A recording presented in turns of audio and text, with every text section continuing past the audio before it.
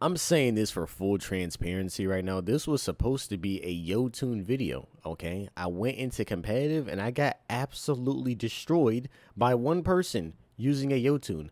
I lost a 3-0 lead to one person using a Yotun. So not only did I spend a whole hour grinding for the stupid callus, you know how many thralls I sat there and destroyed?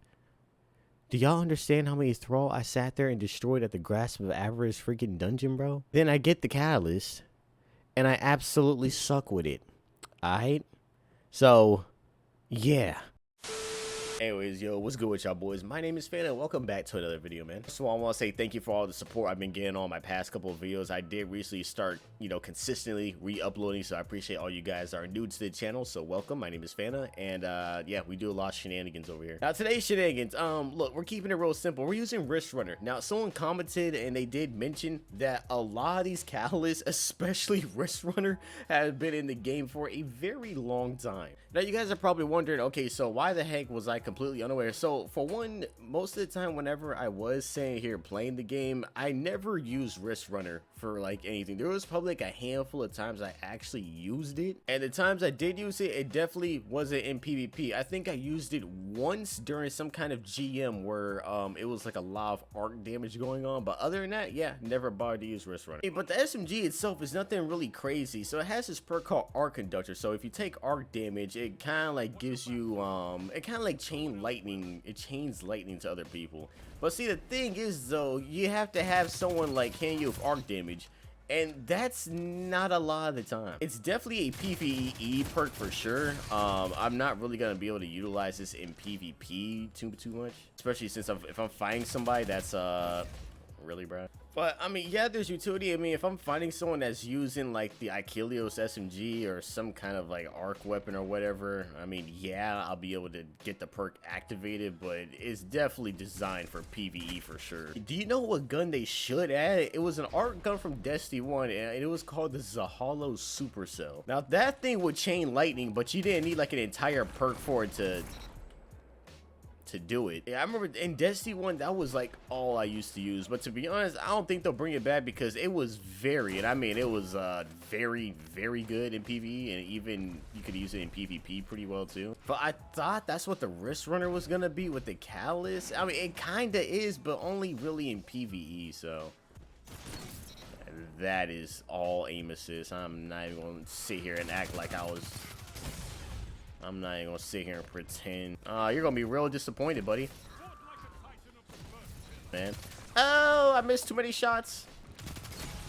But I'm better. I don't think that'll ever happen. If they were to put the Zahalo back in the game, it would have to be like locked behind a raid, like something that like you have to like to grind, or it's like not everyone can get so easily, bro. Because I imagine a bunch of people running around with auto rifles and they're just chain lightning everybody. Holy. Looking back, a lot of things I regret, or not that I regret, but a lot of things that kind of sucks that Bungie did in the long run. Definitely sunsetting, it kind of sucks because a lot of the guns, a lot of my favorite guns I used to use, were sunset. And I understand the reasoning behind, like, why they felt they had to sunset. All right. I understand the reasoning for it, but just in the long run, it really turned a lot of players off. If Bungie could ever get back to that point where you have pinnacle weapons and they actually stay around, like, we're not sitting there losing them to freaking sunsetting and everything.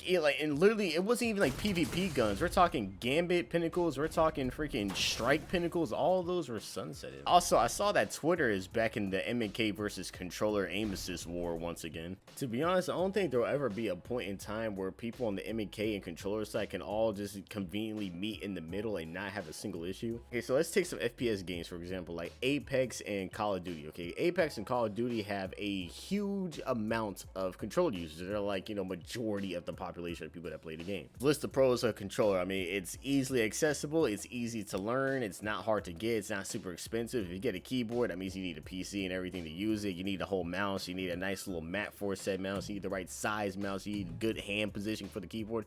M&K just takes a little bit more, time to invest into. And for people who are you know, for the most part, like casual gamers, for the most part, they're not really trying to invest into MK like that. Now, yes, you can be a casual gamer and play MK. I'm not saying those guys don't exist, but it does take a little bit more time to kind of master MK, I guess you can say. Like for me, example, like on Destiny, I can play MK and I can play controller, but I did grow up playing on Xbox. I did, you know, grow up using controllers, so naturally, I'm just more inclined to use controllers on most games. Keep in mind, there are some instances where I actually prefer to use MK, like on Destiny, right? Whenever I'm doing PvE content, I actually use MK instead, because it just feels, well, not only does it feel a lot better, but it's just a lot more fluid, and you know, I don't, you know, have to worry about being, okay, hold on.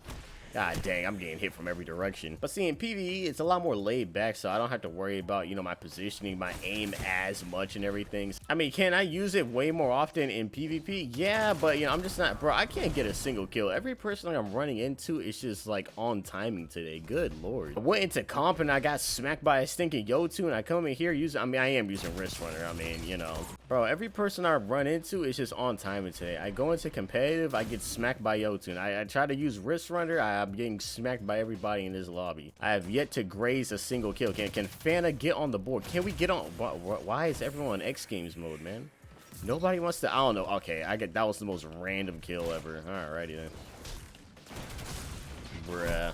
But keep in mind, it's not that people have a problem with, you know, playing on controller, right? Like, you know, M&K people, at least like, you know, the non-crackhead ones, they don't have an issue with you playing on controller. It's really just the mechanic of how aim assist, you know, really operates. That's what people have an issue with. And there's also like different kinds of aim assist too. I kind of learned that on Apex actually. So on Apex, whenever you practice aiming and everything, right? Yeah, you have like, you know, the general aim assist whenever like someone kind of like walks by, you know, the reticle kind of sticks to them a little bit. But then you got this thing called, I think they call it like rotational aim assist, and basically it activates whenever you're, you know, moving both sticks at the same time. So a lot of people, they might stand still and shoot, but if you kind of like strafe and kind of shoot, that's how you activate rotational aim assist. And the thing about rotational aim assist, it is fairly strong, especially on Apex. Once you kind of get the hang of using certain guns and everything, yeah, it's pretty freaking strong. I'm not gonna lie to y'all, man. Today is just not my day. I'm not getting. I was expecting to get some highlight clips, but I can't even showcase the freaking sub perk on this stupid gun, bruh.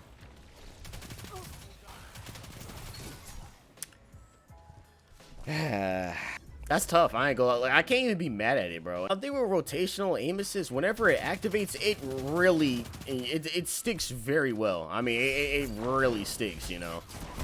All right, that man killed me and he destroyed my barricade. Alrighty then. All right. Oh, okay. This man caught me when I was reloading. I still somehow won that. Bro, like, I'm finna mess around just staying in Broken House all day. Like, everyone's just flying at me. I might as well just stay in there while I'm at it. Basically, all I'm saying is rotational aim assist is very strong, and a lot of MK players have an issue with it. The thing about Call of Duty also, though, Call of Duty has such a ridiculous time to kill anyway. You don't really need the most accuracy in the world to freaking outshoot somebody. I mean, you're gonna, bro. Respectfully, I mean, I ain't knocking all my, you know, MK, you know, accuracy gods on Call of Duty. I'm just saying, like, the time to kill, I mean, you're gonna get killed by anybody.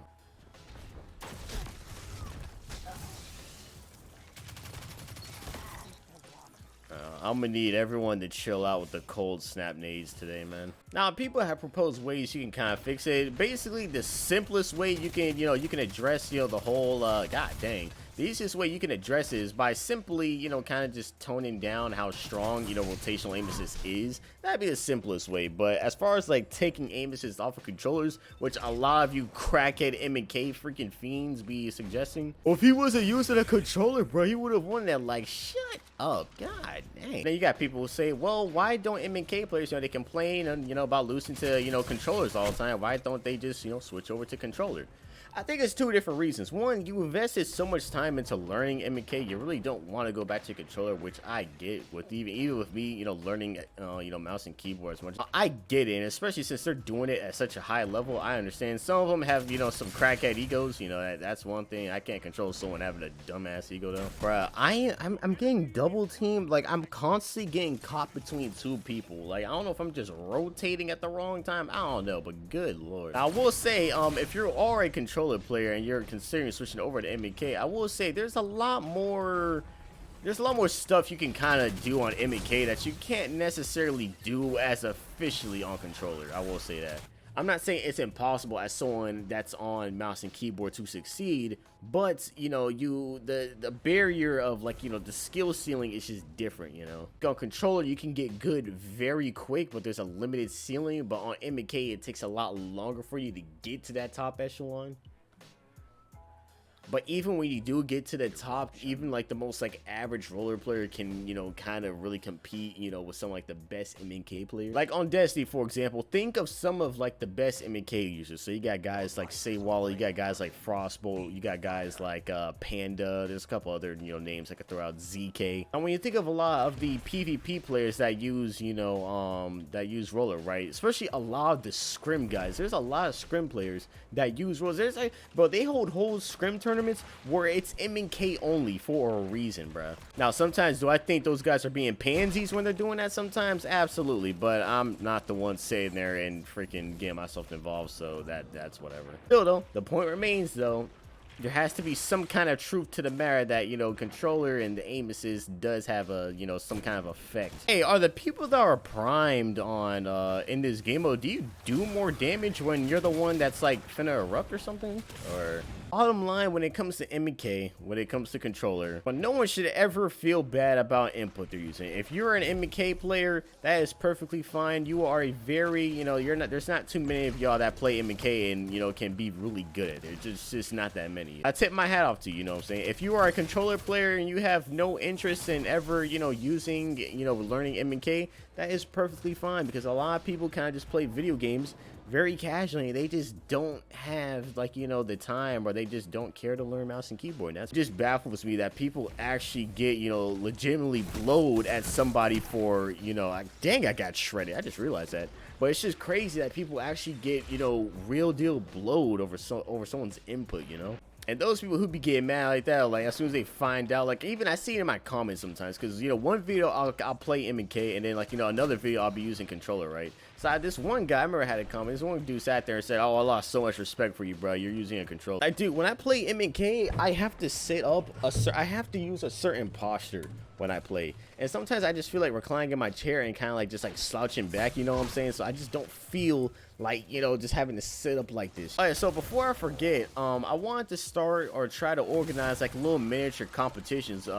We can start just within our community, whether it's like you guys are watching our videos, we do private matches, and it'll be like a tournament style kind of thing. I'm not saying it's gonna be like $1,000 reward. Heck, I'm not even saying it's gonna be $100 reward. It might just be like, you know, freaking $20 gift cards for like every person on said team, you know what I'm saying? Like, it ain't gonna be nothing crazy now. Only hiccup with Destiny though, we don't have, okay, like, you know, I like how Bungie are the creators of Halo, and we had custom games on Halo.